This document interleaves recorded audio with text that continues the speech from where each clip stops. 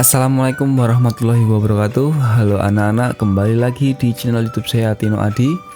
Pada kesempatan kali ini kita akan melanjutkan pembelajaran yaitu tema 6 tentang panas dan perpindahannya, subtema 1 pembelajaran keempat untuk kelas 5 semester 2. Jangan lupa berdoa terlebih dahulu sebelum menonton video ini. Kali ini materi yang akan kita pelajari yaitu materi Bahasa Indonesia KD 3.3 tentang mengisi diagram berdasarkan bacaan pada teks non-fiksi, materi IPS KD 3.2 tentang bentuk interaksi negatif manusia dengan lingkungan alam dan pengaruhnya, dan materi PPKN KD 3.2 tentang hak dan kewajiban di sekolah dan di rumah. Anak-anak, pernahkah kamu melihat gambar berikut ini? Ya, gambar tersebut merupakan pesan kepada masyarakat dalam bentuk papan iklan layanan masyarakat. Papan iklan tersebut merupakan salah satu media yang digunakan untuk menyampaikan informasi kepada masyarakat melalui media cetak. Pesan atau informasi yang disampaikan dalam iklan tersebut berupa ajakan kepada masyarakat untuk berhenti membuang sampah ke sungai. Nah, selanjutnya coba perhatikan kedua gambar berikut ini. Kedua gambar tersebut menggambarkan tentang lingkungan yang penuh sampah berserakan di sungai dan di pantai.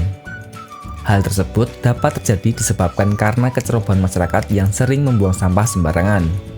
Dengan kondisi lingkungan yang penuh sampah dapat menyebabkan pencemaran air. Lingkungan yang kotor merupakan salah satu dampak negatif pengaruh interaksi manusia dengan lingkungan alam.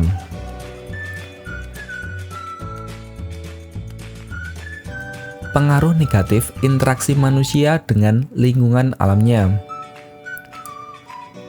Manusia tidak dapat hidup tanpa mengandalkan lingkungan alamnya.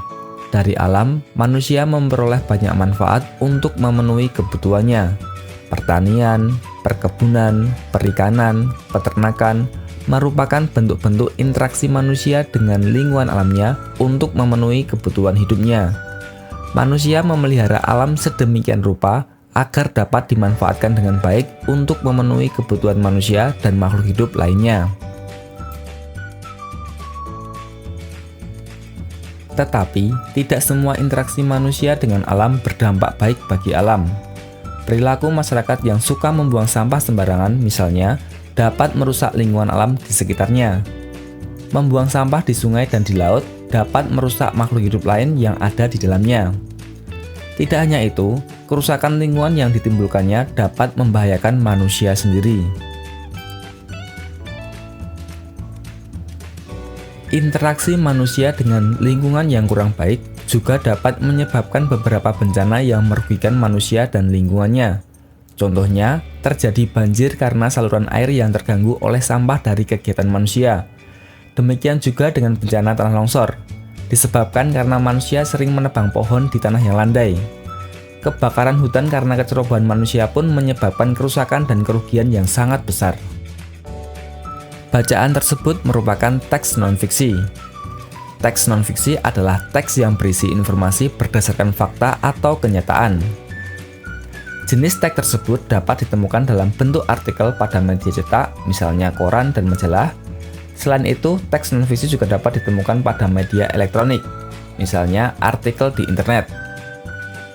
Berikut ini langkah-langkah menemukan dan memahami informasi penting yang terdapat dalam teks non-fiksi.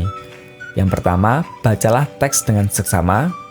Yang kedua, temukan gagasan utama dan kata kunci dari setiap paragraf.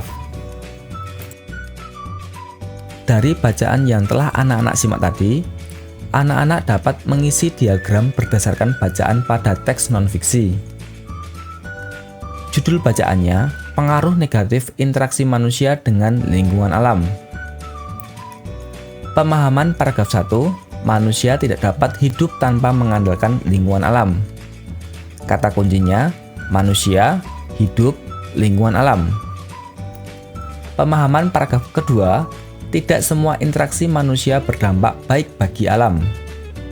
Kata kuncinya, interaksi, manusia, alam. Pemahaman paragraf ketiga, interaksi manusia dengan lingkungan dapat menyebabkan bencana. Kata kuncinya, interaksi, lingkungan, bencana. Anak-anak, apakah yang kamu rasakan jika sekolahmu dipenuhi dengan sarana belajar yang kotor, penuh coretan, dan rusak?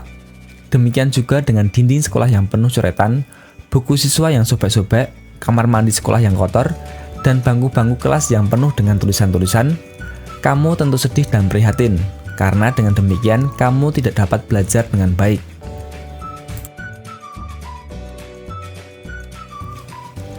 Salah satu hak siswa adalah mendapatkan pendidikan yang layak, tetapi pada saat yang sama, siswa juga mempunyai kewajiban untuk menjaga sarana pendidikan agar haknya terpenuhi. Jika siswa tidak melakukan kewajiban tersebut, maka sarana belajarnya akan rusak sehingga kegiatan belajar akan terganggu. Dalam hal ini, hak dan kewajiban harus seimbang. Apakah yang dimaksud dengan kewajiban? Menurut Kamus Besar Bahasa Indonesia, kewajiban berasal dari kata wajib yang berarti harus dilakukan atau diamalkan. Sehingga kewajiban adalah sesuatu yang wajib dilaksanakan. Kewajiban merupakan sesuatu yang harus dilakukan untuk menjamin haknya terpenuhi. Semua siswa yang sedang belajar di Indonesia wajib mengikuti peraturan yang ditetapkan negara melalui undang-undang. Semua kewajiban ini harus dilakukan untuk menjamin seorang siswa mendapatkan haknya. Seorang siswa berhak untuk mendapatkan pendidikan yang layak, maka kewajiban siswa antara lain menaati peraturan yang berhubungan dengan pendidikan, misalnya menaati peraturan sekolah.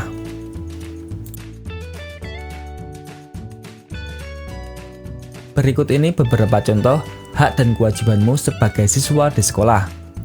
Hakmu sebagai siswa di sekolah yaitu mendapatkan pendidikan yang layak, menggunakan fasilitas sekolah, mendapatkan perlakuan baik dari guru dan teman.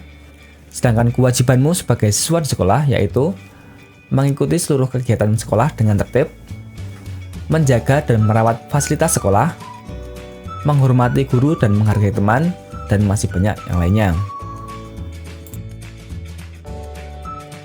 Selanjutnya beberapa contoh hak dan kewajibanmu sebagai anak di rumah. Hakmu sebagai anak di rumah yaitu mendapatkan kasih sayang, mendapatkan perlindungan, mendapatkan kesejahteraan hidup. Sedangkan kewajibanmu sebagai anak di rumah yaitu membantu orang tua, menghormati orang tua dan saudara, menjaga kebersihan lingkungan rumah, dan masih banyak lainnya. Sekian pembelajaran yang dapat saya sampaikan, semoga bermanfaat untuk anak-anak semua. Tetap semangat belajar, tetap jaga kesehatan, sampai jumpa lagi, dan terima kasih. Wassalamualaikum.